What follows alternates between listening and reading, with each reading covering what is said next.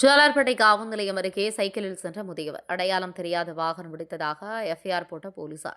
போலீசாரை கண்டித்து காவல் நிலையம் முன்பு தர்ணா போராட்டத்தில் ஈடுபட்ட முதியவரின் மனைவியால் பரபரப்பு. திருப்பத்தூர் அடுத்த ஜோலார்பேட்டை பகுதியைச் சேர்ந்த கிருஷ்ணன் மகன் பாஸ்கரன் என்பவருக்கு ஜெயந்தி என்கிற பெண்களுடன் திருமணமாக்கி ஒரு பெண் பிள்ளை உள்ளது. இந்நிலையில் பாஸ்கரன் ஜோலார்பேட்டையில் உள்ள பேக் கடையில் வேலை செய்து முடித்துவிட்டு கடந்த 18ஆம் தேதி 10ஆம் மாதம் 2025 அன்று இரவு ஜோலார்பேட்டை காவல் நிலையம் அருகே சைக்கிளில் சென்றார். இதைத் தொடர்ந்து பாலேற்றி கொண்டு வந்த வாகனம் மோதி காயம்பட்டு அரசு மருத்துவமனையில் சிகிச்சை பெற்றுக் கொண்டு மேல் சிகிச்சைக்காக சேலம் அரசு மருத்துவக் கல்லூரிக்கு அனுப்பி வைக்கப்பட்டது. அங்கு சிகிச்சை பலனின்றி 30/10/2025 அன்று உயிரிழந்தார். இந்த விபத்து குறித்து போலீசார் அடையாளம் தெரியாத வாகனம் மோதி விபத்துக்கு உள்ளானது என எஃப்ஐஆர் பதிவு செய்தனர். எனவே இறந்தவரின் மனைவி இது குறித்து ஜோலார்பேட்டை காவல் நிலையத்தில் கடந்த 6 நடையாய் நடந்தார். இருப்பினும் போலீசார் விபத்து குறித்து இடித்த வாகனம் எது என விசாரிக்காததால் ஆத்திரமடைந்த ஜெயந்தி ஜோலார்பேட்டை காவல் நிலையம் முன்பு அமர்ந்து என்னுடைய கணவரை இடித்த வாகனத்தை கண்டுபிடிங்க என கூறி தர்ணா போராட்டத்தில் ஈடுபட்டார். அங்கிருந்த போலீசார் ஜெயந்தியை சமாதானப்படுத்தி உரிய நடவடிக்கை எடுக்கப்படும் என உத்தரவாதம் கொடுத்த பிறகு தர்ணா போராட்டத்தை கைவிட்டார். இதனால் காவல் நிலையத்தில் சுமார் அரை மணி நேரத்துக்கு மேலாக பரபரப்பு காணப்பட்டது. திருப்பத்தூர் மாவட்ட கேப்டன் டிவி மாவட்ட செய்தியாளர் கேப்டன் சி ரமேஷ் திரிஞ்சு நின்றோம். போலீஸ் ஸ்டேஷனில் சிசிடிவி கேமரா காட்டினாங்க. எங்கள் சொந்தக்கார பையன் இந்த வண்டி தான் எங்கள் வீட்டுக்காரர் அடிபட்டு காரில் திரும்பும் போது அந்த வண்டி நின்று இருந்தது. அந்த வண்டி தான் நாங்கள் சொன்னோம். ஆனால் ஹாஸ்பிட்டலில் நாங்கள் இருக்கும்போது அரெஸ்ட் பண்ணாங்க. பண்ணி மறுநாளே விட்டுட்டு உதவாத வண்டியை ஒன்றும் தெரியாத வண்டியை கொண்டாந்து நிற்க வச்சுட்டாங்க. இதோடு சரி, வேறு எந்த ஸ்டெப்பும் எடுக்கவே இல்லை. அதுக்கப்புறம் திருப்பத்தூர் எஸ்பி ஆஃபீஸில் போய் 3 முறை நாங்கள் மனு கொடுத்துட்டு வந்தோம். நடவடிக்கை எடுக்கிறேன்னு இது வரைக்கும் நடவடிக்கை எடுக்கவே இல்லை. சரி, அந்த ஆளை அரெஸ்ட் பண்ணணும், அந்த வண்டியும் அரெஸ்ட் பண்ணணும், எங்களுக்கு நீதி கிடைக்குது சார்.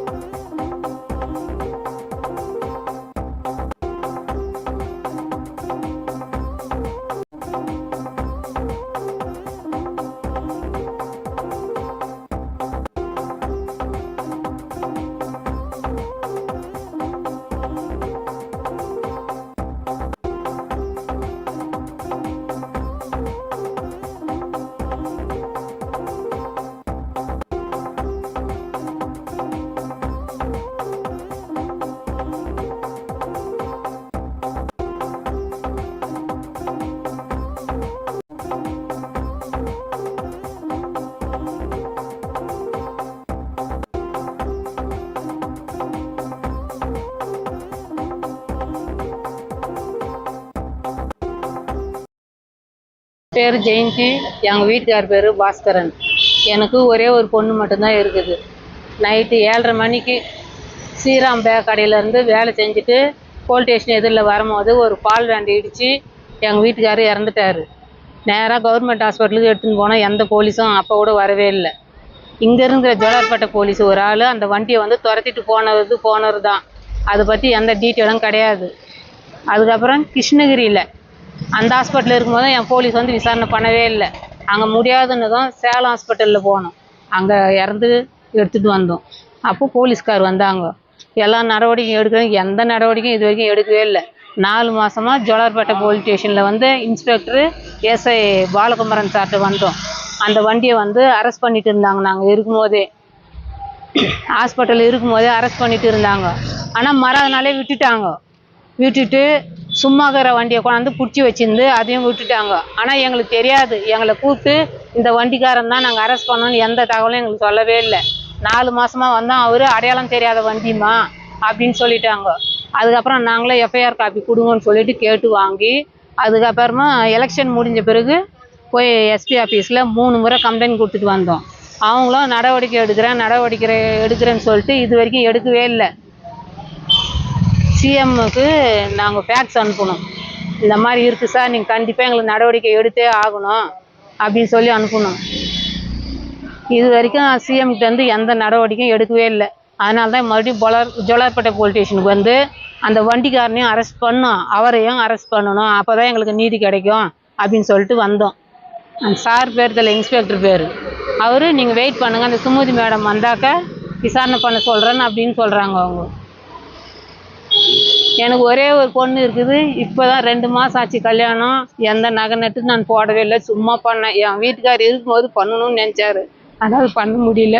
அதுக்குள்ளார அவர் இறந்துட்டார். ஒரே பொண்ணு தான் அது. கூலி வேலை செஞ்சால் கூட என்னை கௌரவமாக வச்சுருந்தாரு. நானும் ஆர்ட் பேஷண்ட்டு, வெளியில் நான் வந்ததே கிடையாது.